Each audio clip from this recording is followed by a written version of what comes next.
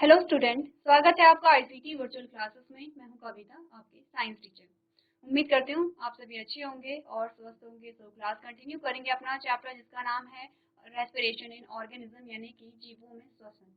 अब जीवों में श्वसन की हम बात कर रहे थे और अभी तक हमने क्या क्या समझा है, हमने जाना है यहाँ पर श्वसन क्या होता है, श्वसन के प्रकार कौन कौन से होते हैं, उनमें क्या क्या डिफरेंस यहाँ पर पाया जाता है, इन सारी चीजों के बारे में हमने बात की है।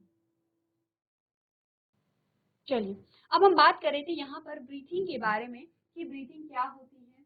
हमने प्रीवियस लेक्चर में एक डायग्राम समझा था और उस डायग्राम के माध्यम से हमने समझा था कि जो रेस्पिरेशन हो रहा है, जो श्वसन हो रहा है, श्वसन में यहाँ पर किस प्रकार की प्रक्रिया पाई जा रही है। ठीक है, तो हमारे पास जो डायग्राम आया था वो ये वाला डायग्राम आया था। एक बार जल्दी से रिवाइज कर लेंगे कि चैप्टर में हमने क्या क्या चीजें समझी हैं। हमने कहा सबसे पहले तो आप ये देखेंगे कि यहाँ पर जो श्वसन तंत्र है, श्वसन तंत्र में आपके कौन कौन से अंग आते हैं।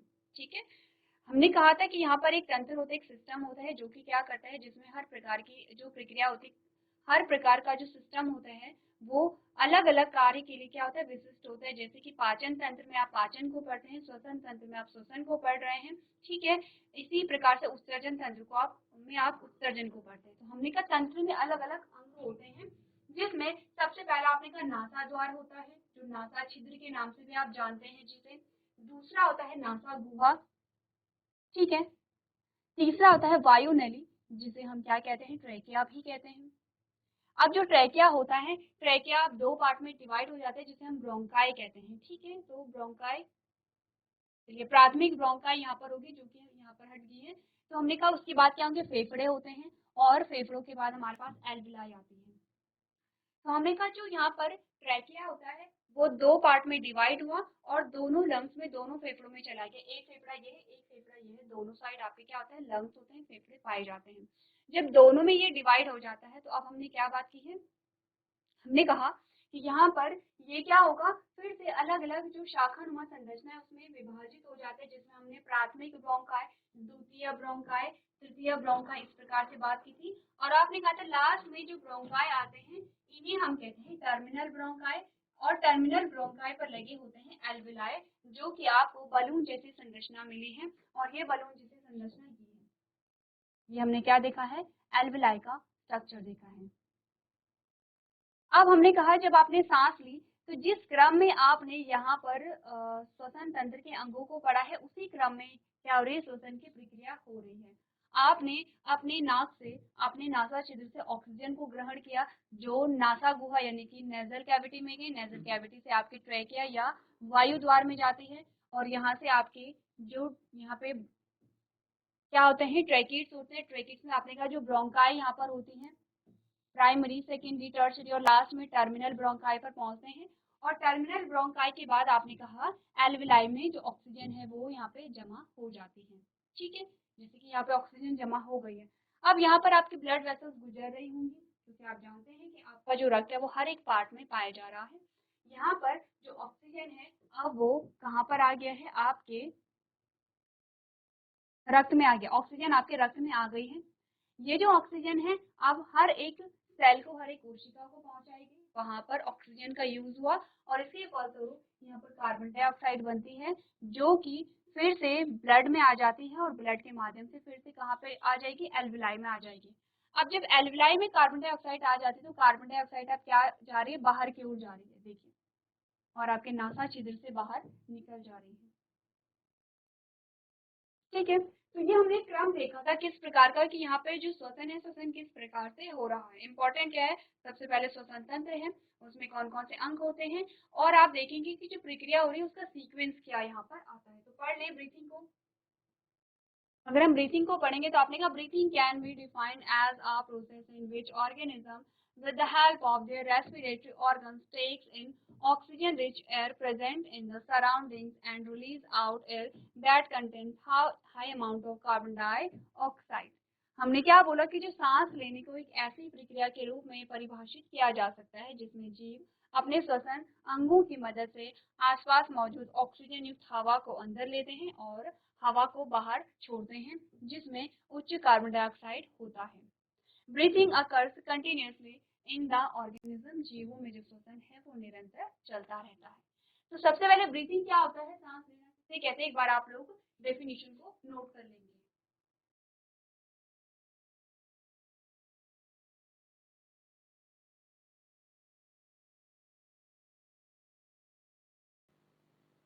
चलिए, तो नेक्स्ट आपको यहाँ पर क्या बताया गया है, आपने ब्रीथिंग के बारे में पढ़ा है, ठीक है। ब्रीथिंग के बाद आपको इनहेलेशन और एक्सहेलेशन के बारे में बताया गया है। अब आप समझते हैं इनहेलेशन का मतलब क्या होता है। आपने कहा inhalation is the process of taking the air that contain oxygen inside the body, यानी कि सांस जो लेना होता है। इनहेलेशन का मतलब होता है अंतः श्वसन, ठीक है, अंतः श्वसन इसे कहते हैं। हमने कहा अंतः श्वसन शरीर के अंदर ऑक्सीजन युक्त हवा लेने की एक प्रक्रिया होती है। सेकेंड आता है एक्सहेलेशन। आपने कहा exhalation is the process of releasing out air that contains carbon dioxide out of body. Inhalation and exhalation takes place alternatively in the breathing process. आपने कहा सांस छोड़ना या बाह्य श्वसन हम किसे कहते हैं, शरीर से कार्बन डाइऑक्साइड युक्त हवा को बाहर निकालने की एक प्रक्रिया है। और सांस लेने की प्रक्रिया या सांस छोड़ने की प्रक्रिया जो होती है वो बारी बारी से होती है, ठीक है।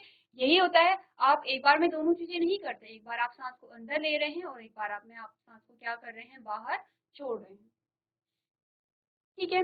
अब हमारे पास आता है ब्रीथिंग रेट। क्या होता है ब्रीथिंग रेट या श्वसन दर। हमने कहा कि हम सांस ले रहे हैं, तो हम देखते हैं कि हम सांस 1 मिनट में हम कितनी बार सांस ले रहे हैं। हम यहाँ पर मिनट कितनी बार सांस लेते हैं, क्या सारे जीव 1 मिनट में इतनी ही बार सांस लेते हैं या वेरी करता है यहाँ पर, ये सारी चीजें हम क्या करते हैं यहाँ पे काउंट करते हैं। तो ब्रीथिंग रेट क्या होता है, breathing rate can be defined as the number of times a person breathe in a minute. हमने बोला कि जो श्वसन दर है, श्वसन दर को इस प्रकार परिभाषित किया जा सकता है कि एक व्यक्ति 1 मिनट में कितनी बार सांस लेता है, ठीक है।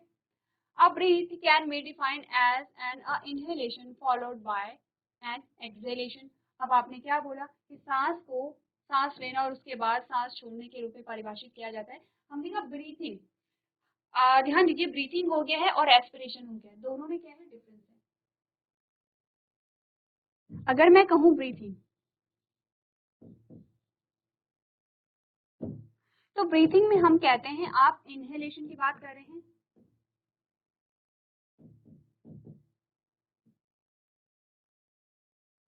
आप एक्सहेलेशन की बात कर रहे हैं, जो कि आपने यहाँ पढ़ा था। आपने यहाँ पर क्या पढ़ा है, इनहेलेशन की बात की है, एक्सहेलेशन की बात की है, तो वही हम यहाँ पर क्या कर रहे हैं, पढ़ रहे हैं। ये है ब्रीथिंग, ठीक है। यानी कि अगर मैं कहूँ ब्रीथिंग सांस लेना, तो उसमें आप क्या बात कर रहे हैं, आप सांस को अंदर ले रहे हैं और सांस को छोड़ रहे हैं। ब्रीथिंग में सिर्फ आप इतनी बात कर रहे हैं। लेकिन अगर मैंने कहा आपको रेस्पिरेशन, चलिए यहाँ पर बात करते हैं। जो ब्रीथिंग है उसमें हमने बोला इनहेलेशन होगा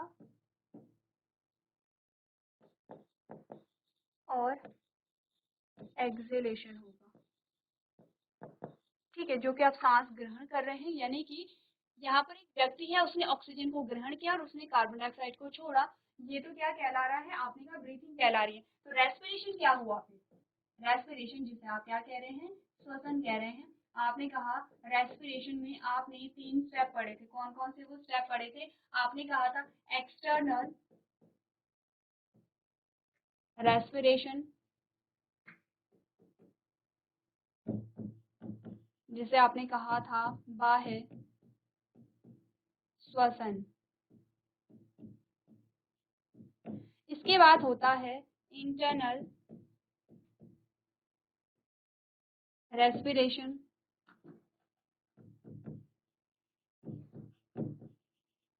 जिसे आपने कहा था आंतरिक अंतः आंतरिक श्वसन।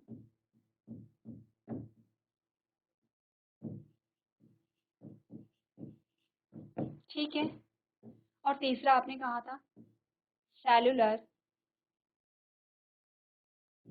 रेस्पिरेशन, जिसे आपने कहा था कोशिकीय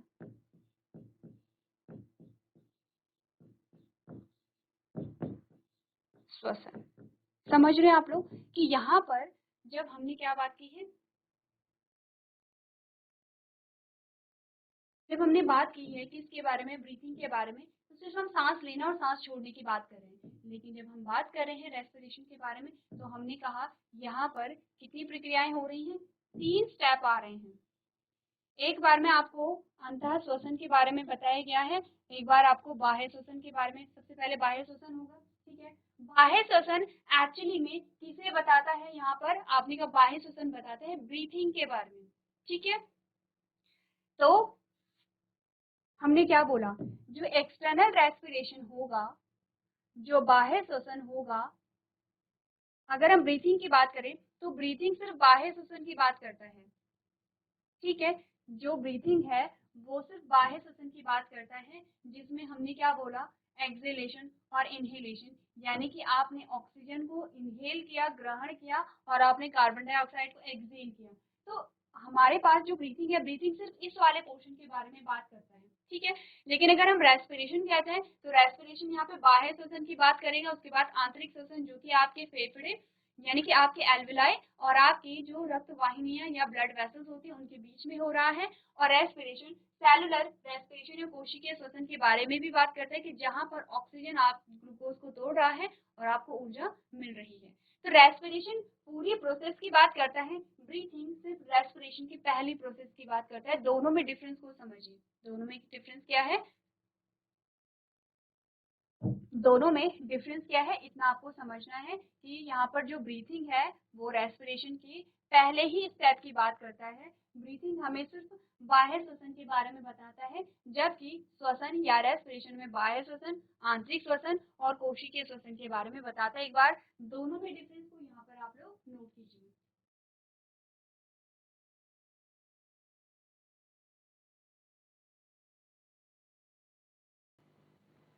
चलिए, अब ये तो हमने ब्रीथिंग और रेस्पिरेशन में डिफरेंस को देखा है, हम बात कर रहे थे रेस्पिरेटरी रेट के बारे में, ठीक है। हमने कहा यहाँ पर the breathing rate is not always constant in human beings. We generally breathe faster when our body needs more energy, for example while exercising. आपने कहा कि breathing rate की अगर हम बात करें, यानी कि जो श्वसन दर होती है, श्वसन दर का मतलब क्या होता है, आपने 1 मिनट में कितनी बार सांस यहाँ पर ली है, सांस ली है और छोड़ी है। देखिए, आपने एक सांस ली और आपने सांस छोड़ी, इसे आप एक बार काउंट करेंगे, ठीक है। तो आप यही कहते हैं कि यहाँ पर ब्रीथिंग का मतलब, ब्रीथिंग में दोनों चीजें इंक्लूड है, सांस लेना और सांस छोड़ना, वो आपका एक बार कहलाएगा, ठीक है। ऐसा नहीं कि एक बार आपने सांस ली तो आप एक बार उसे काउंट कर रहे हैं, एक बार आपने सांस छोड़ी तो आप दूसरी बार उसे काउंट कर रहे हैं। ब्रीथिंग में दोनों चीजें आती हैं, इनहेलेशन एक्सहेलेशन, यानी कि अंतर श्वसन और बाह्य श्वसन, या फिर अंतर श्वसन और निह्य श्वसन जिसे आप कहते हैं। आपने कहा 1 मिनट में आपने कितनी बार ब्रीथिंग की है, कितनी बार आपने ब्रीथ किया है, उसे हम क्या कहते हैं, यहाँ पर ब्रीथिंग रेट कहते हैं। हमने कहा ब्रीथिंग रेट हमें एक जैसा नहीं होता है, हमेशा एक जैसा नहीं पाया जाता है। जैसे कि अगर आप बैठे हैं, आप शांत बैठे, आप कोई काम नहीं कर रहे हैं तो ब्रीथिंग रेट कुछ और वहां पर होता है, ठीक है।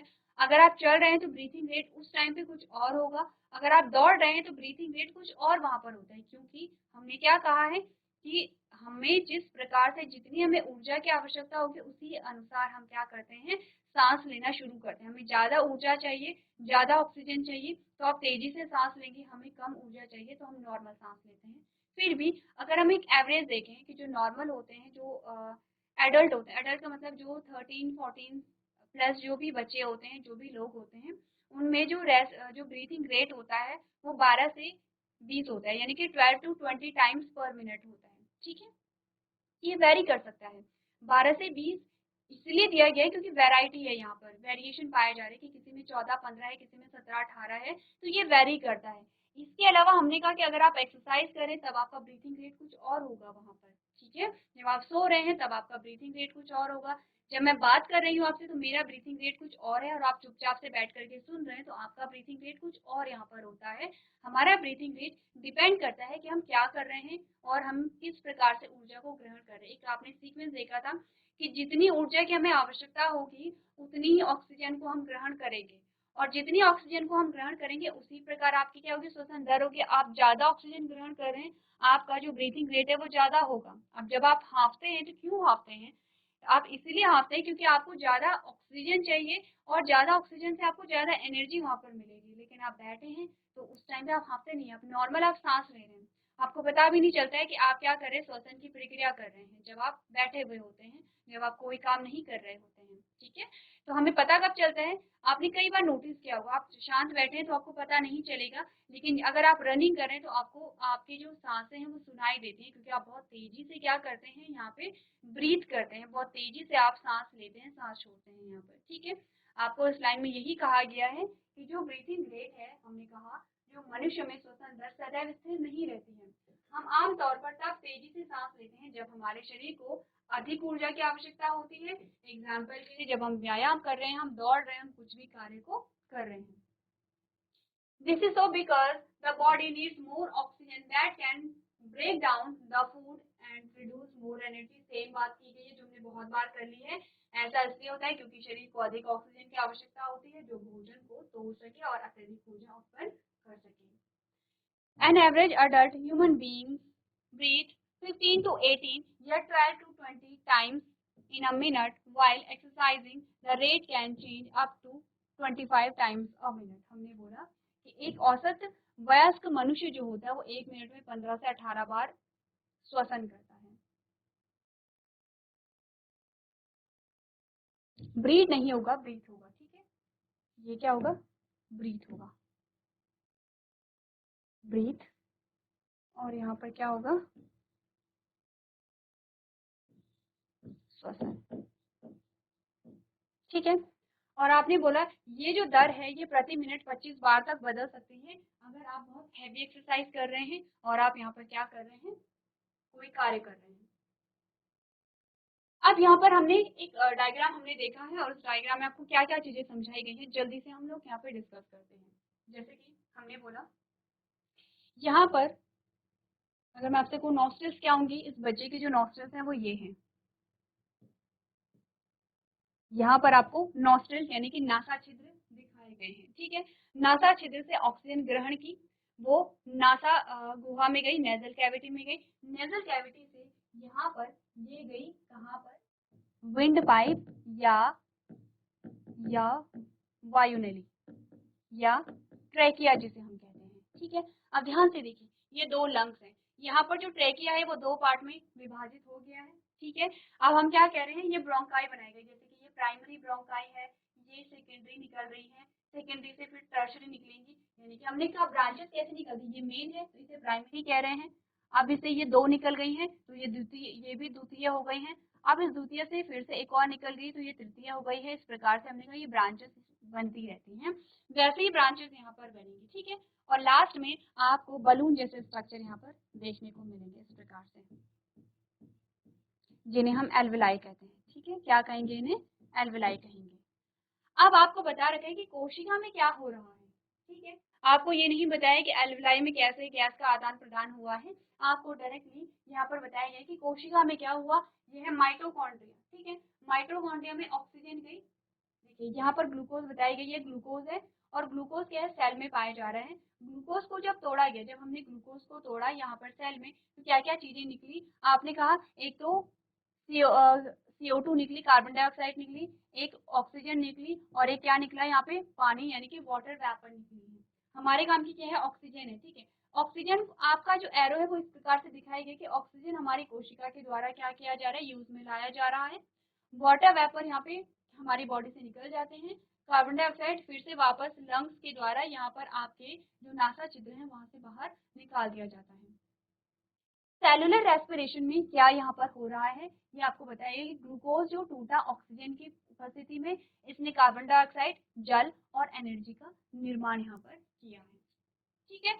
ये डायग्राम जो आप देख रहे हैं ये हम कई बार डिस्कस कर चुके हैं, तो आपको ये अच्छे से समझ आ गया होगा। अब आप क्या करेंगे, ऐसा नहीं कि पूरा डायग्राम आपको बनाना है, जो हमने यहाँ पर क्या देखा था, श्वसन तंत्र देखा था, आप उसी डायग्राम को बनाएंगे और उसी प्रकार से क्या करेंगे, आप यहाँ पर जो प्रोसेस है उसे दिखाएंगे। तो इसी के साथ आपका जो चैप्टर है वो यहाँ पर कंप्लीट होता है, ठीक है। अब हम इस चैप्टर में देखेंगे कि चैप्टर में कौन सा टॉपिक अभी तक हमने कवर किए हैं और इस चैप्टर से कितने क्वेश्चंस बन सकते हैं आपके पास। उससे पहले आपको इस इमेज को देखना है, समझना है कि कहाँ पर क्या क्या चीजें हो रही हैं।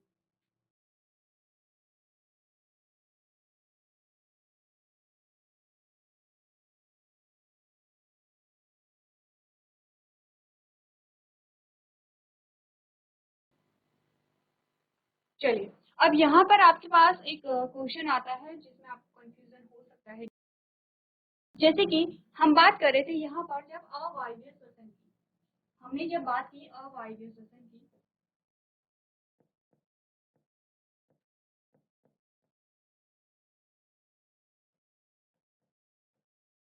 अवायवीय श्वसन जो होता है, अगर हम देखें मनुष्य में और अगर हम देखें ईस्ट में, ठीक है, अगर हम कहें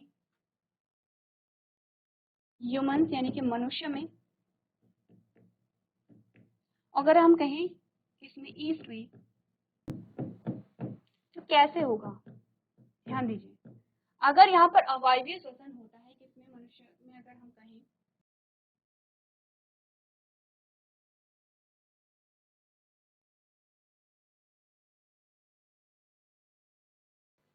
यहाँ पर जो ग्लूकोज होगा वो ऑक्सीजन की अनुपस्थिति में टूटेगा। क्या है यहाँ पर, हमने बोला ऑक्सीजन जो है वो क्या है, अनुपस्थित है। और यहाँ पर जो प्रोडक्ट हमें मिलते हैं वो क्या क्या हमें मिले हैं, हमने कहा एनर्जी प्लस लैक्टिक एसिड, ठीक है। सेम चीज हमने बोला यहाँ पर जो ग्लूकोज होगा वो टूटेगा किसमें, ऑक्सीजन यहाँ पे क्या होगा, अनुपस्थित होगा।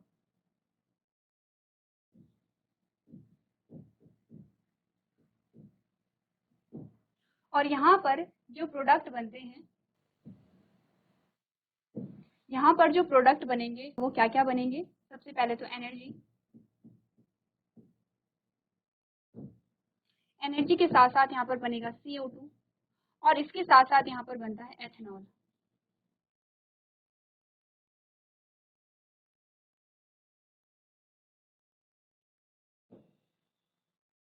डिफरेंस है दोनों में, ठीक है। दोनों में अवायवीय श्वसन हो रहा है, ऑक्सीजन की अनुपस्थिति में यहाँ पर श्वसन हो रहा है, लेकिन हमने कहा जब मनुष्य में श्वसन हुआ तो यहाँ पर जो ग्लूकोज होता वो ऑक्सीजन की अनुपस्थिति में, ऑक्सीजन अनुपस्थित था, तो हमें हमारे पास क्या क्या है,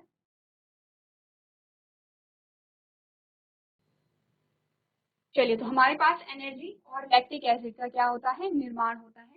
लेकिन अगर अवायवीय श्वसन ईस्ट में होता है जिसमें हमने कहा ग्लूकोज होगा और जो ऑक्सीजन की अनुपस्थिति में टूटेगा, तो यहाँ पर एनर्जी, दोनों में एनर्जी तो बनेगी, ठीक है, क्योंकि एनर्जी के लिए ही रेस्पिरेशन हो रहा है, एनर्जी तो बनेगी, एनर्जी के साथ साथ यहाँ पे CO2 बनेगा और यहाँ पर एथेनॉल का फॉर्मेशन होता है। तो आपसे क्वेश्चन ये पूछा जाता है, आपको क्या दिए जाएंगे, आप बताएंगे यहाँ पर कि जो अवायवीय श्वसन है आपको इक्वेशन दी जाएगी, जैसे कि ये इक्वेशन हमने यहाँ पर, एक इक्वेशन हमने ये लिखी है और एक हमने ये लिखी है।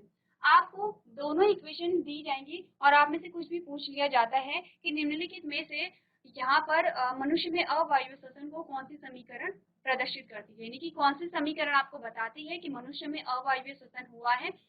ये ऑप्शन होगा, ये ऑप्शन होगा और भी ऑप्शन आपके पास होंगे, तो आप उस स्थिति में ये वाला ऑप्शन चूज करेंगे। और अगर क्वेश्चन आपसे आता है कि बताइए कि निम्नलिखित समीकरण, निम्नलिखित में से कौन सी समीकरण ईस्ट में श्वसन को प्रदर्शित करती है। अब यहाँ पर सिर्फ श्वसन की बात की गई है, ये नहीं कहा गया कि वायवीय है या अवायवीय है। तो अगर दोनों आपके पास क्या आ रखे हैं, यहाँ पर समीकरण आ रखी है, तो हमने कहा कि यहाँ पर ईस्ट का नाम अगर आया है तो हम ये वाली जो इक्वेशन है इसे सेलेक्ट करेंगे, क्योंकि ईस्ट में अवायवीय श्वसन ही पाया जाता है। इतनी बात अगर क्लियर है तो एक बार आप लोगों को करना क्या है, देख लेंगे कि कितने अपने टॉपिक यहाँ पर कवर किए हैं, कौन कौन से टॉपिक हमारे पास यहाँ पर आए हैं, देखिए। सबसे पहले हमने रेस्पिरेशन यहाँ पर क्यों होता है उसके बारे में हमने बात की है। देन हमने इंट्रोडक्शन में जाना और हमने रेस्पिरेशन किस प्रकार से होगा इसके बारे में एक आइडिया लिया था। हमारे पास नेक्स्ट जो टॉपिक आया है वो हमें ये बताया गया कि भोजन से हमें ऊर्जा कैसे मिली है और किस प्रकार से रेस्पिरेशन सहायक होता है ऊर्जा को गेन करने में। इसके अलावा आपने सेलुलर रेस्पिरेशन की बात की है, सेलुलर रेस्पिरेशन के बाद आपने वायवीय श्वसन के अलग अलग चरणों के बारे में बात की है। नेक्स्ट हमने बात की है यहाँ पर श्वसन के प्रकार के बारे में, जिसमें आपने एनारोबिक रेस्पिरेशन पढ़ा और एरोबिक रेस्पिरेशन को आप पहले ही पढ़ चुके हैं। नेक्स्ट हमने यहाँ पर देखा है ब्रीथिंग किस प्रकार से होती है, और आपने यहाँ पर जो श्वसन तंत्र है, श्वसन तंत्र को समझा, जाना, श्वसन तंत्र को बनाया आपने। तो इम्पोर्टेंट इस चैप्टर में क्या है कि सबसे पहले आपको जो यहाँ पे रेस्पिरेटरी सिस्टम है या श्वसन तंत्र है वो बनाना है, और उसकी अच्छे से लेबलिंग करनी है। सीक्वेंस याद रखना है कि किस प्रकार से ऑक्सीजन यहाँ पर गई और किस प्रकार से जो CO2 है ये वापस आई है। एक सीक्वेंस आपको ध्यान होना चाहिए। इस प्रकार से आपने गैस विनिमय जो हो रहा है उसको आपको क्या करना है, ध्यान में रखना है। तो इसी के साथ हमारा जो चैप्टर है वो यहाँ पे कंप्लीट होता है।